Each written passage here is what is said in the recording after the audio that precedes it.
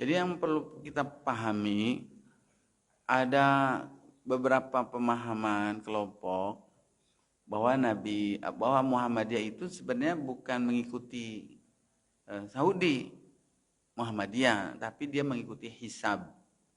Karena berdasarkan hisab mereka, hari ini kemarin lah itu tanggal 9. Kebetulan sama dengan tanggal 9-nya di Saudi, itu Muhammadiyah.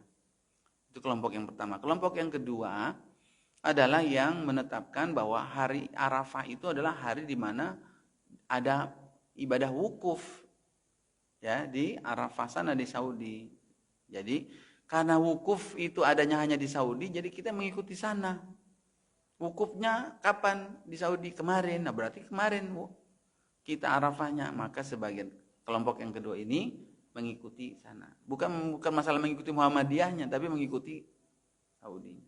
Dan kelompok yang ketiga ini adalah yang mengikuti, ya, berdasarkan ru'yatnya negeri kita.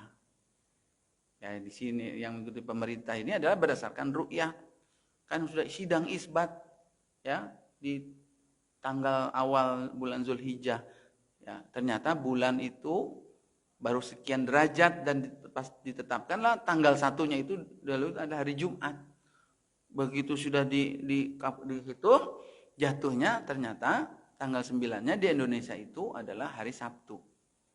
Ya, dan besoknya Idul Adha, hari Ahad. Nah, ini 3 kelompok ini tidak bisa dihindari, Pak, perbedaan pendapat itu. Masing-masing semuanya adalah ada punya dalilnya yang kuat. Nah, kita tinggal mau mengikuti mana yang menurut kita ini lebih mendekati pada yang benar.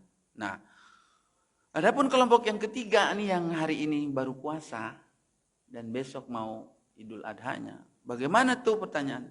Kan sudah selesai wukufnya kemarin. Di Saudi hari ini akan Idul Adha. Masa kita puasa? Haram dong. Nah, itu kan latar belakang pemikirannya. Sederhananya seperti itu. Nah, kelompok yang ketiga ini berpendapat bahwa ibadah puasa Arafah itu adalah berdasarkan, dipatoknya itu adalah berdasarkan tanggalnya, yaitu tanggal 9 Zulhijjah. Sementara kelompok yang kedua tadi itu patokannya adalah amal wukufnya. Karena wukuf di sana ya kita ikutin di sini, ikutin sana. Nah, sedangkan yang kelompok ketiga ini dia adalah berdasarkan tanggal. Bukan mau wukuf atau enggak ada wukuf, itu tanggal 9 kita memang puasa. Paham enggak, Pak, maksudnya? Tidak menjadikan patokan wukufnya orang ibadah yang haji di Saudi, tapi tanggal 9. Kayak tahun lalu umpamanya waktu corona kan enggak ada ibadah haji tuh. Mungkin kalaupun ada wukuf cuma beberapa orang aja, tidak ramai. Ya, atau umpamanya itu Rasulullah wukuf berapa kali dulu haji? Sekali doang.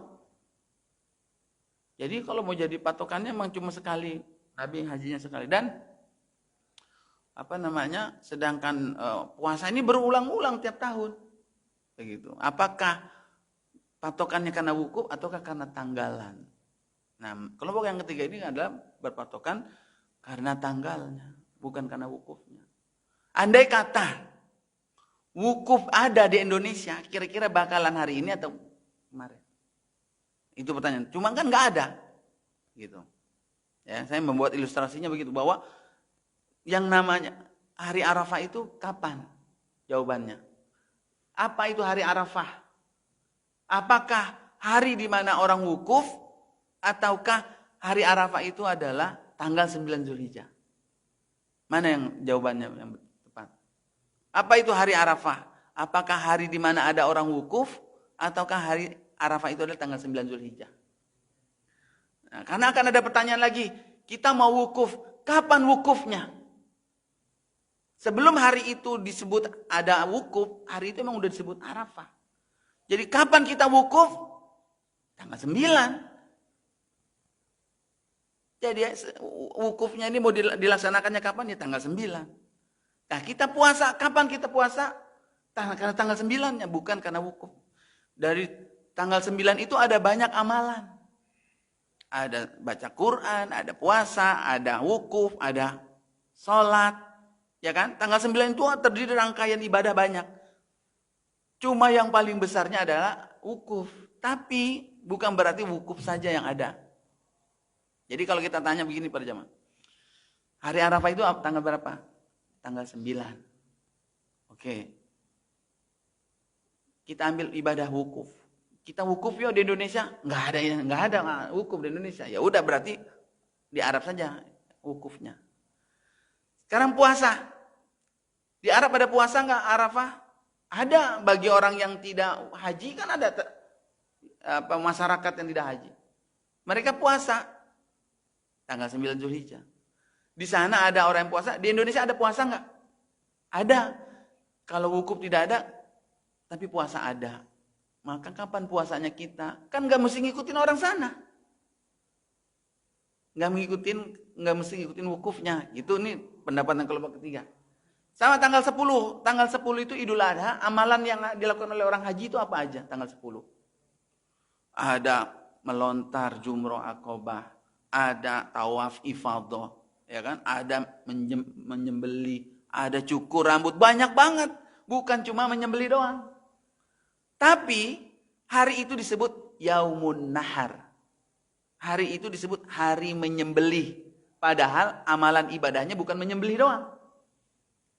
Nah sekarang hari naharnya kita di sini kapan?